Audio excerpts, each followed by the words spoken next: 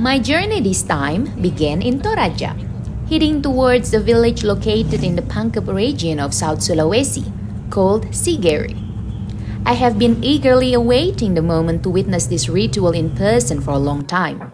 Upon arriving, I was warmly welcomed by several community members and the bisu, who are regarded as spiritual leaders. Although the bisu do not fit into traditional gender categories, male or female, they are seen as highly respected individuals with great spiritual abilities. The purpose of my visit was to witness the Makpalili ritual, which has been practiced since ancient times and was adopted from the Tolotang religion, an ancient belief system of the Bugis people. Most of the Sigeri's population now follows Islam, but this tradition remains well preserved. The Makpalili ritual is performed by the local community before the planting season, particularly before planting rice. During this ritual, they parade the arajang, a sacred heirloom in the form of a plow, which is believed to bring prosperity and abundant harvest to the local community. The arajang is first lowered from its sacred place and treated with a special ritual. Afterward, the arajang is placed in the center of the house, wrapped in banana leaves and surrounded by various agricultural products, symbolizing the community's prayers and hopes. The bisu are required to pray and perform the mapesabi attraction before the main performance, with the belief that their action must not bring disaster or misfortune. This is important because the rituals involve sharp objects such as the kris, traditional dagger. Women participate in preparing the food that will be served to the guests at the ceremony, including cakes and traditional dish, which are gathered from voluntary donations by the local community.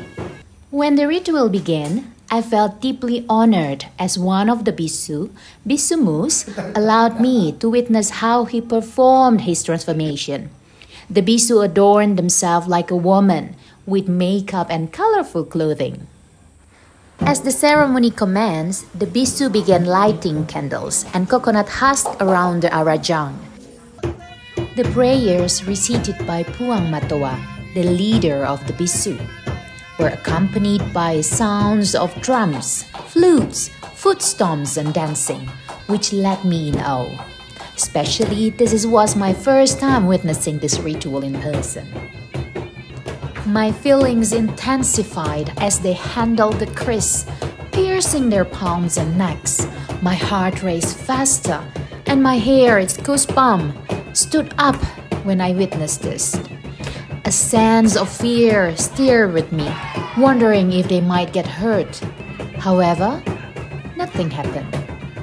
Perhaps it's true that the bisu are protected people. As a gesture of appreciation, the community offered saweran, donation in the form of money placed in the plates that had been prepared. The final day of the ceremony arrived, the time to parade the arajang.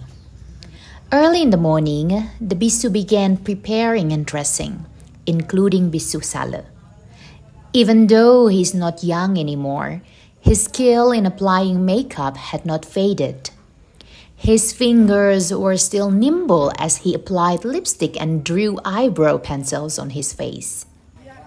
The white cloth as a talutu was spread out from inside the arajang house. I was warned by one of the family members not to step on the cloth. They believe that talutu is a holy cloth where God incarnates within Puang Matoa, who will descend from the house. There were 8 baskets, each filled with various agriculture products and foods. Some also carried the names of individuals who made special offerings and prayer for their personal hopes. Each basket contained items that symbolized plants and animals that they hoped would not starve or even would help them to achieve a good harvest. Puang Matoa began reciting prayers, surrounded by other bisu. The prayers were full of hope that the ceremony would go smoothly until the end, and their prayers would be granted. We began walking through the street of Sigeri to various points where the basket had been placed. The police were on duty to secure the traffic, showing that this tradition has the full support of the government. The community believes that there are 4 natural forces that govern the earth: water, earth, fire, and wind. For this reason, the baskets were placed in a specific location that they believed to be places where these elements were strongest. Before reciting the prayers, Puang Matoa poured red oil into the arajang. Immediately, the men took the oil and applied it into their bodies, especially their legs. They believe that by doing this, they will not easily tired when they farm later. We continue our journey to the final 2 stops, the river mouth and the market. 2 days earlier, I had been warned to prepare myself, as the procession would involve a lot of water being splashed. They remind me to secure my phone and be ready to get wet. And sure enough, along the way, the community was waiting on the side of the road in the front of their house with buckets of water and even hoses ready to spray us.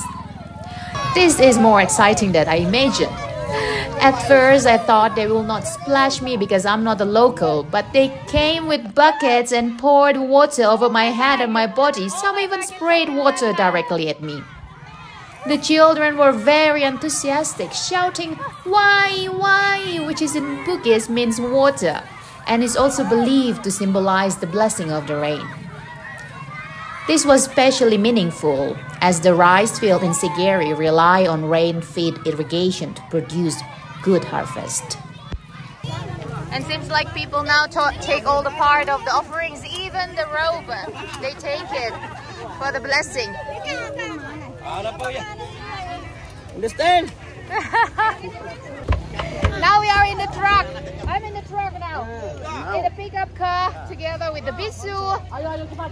Yes. Come.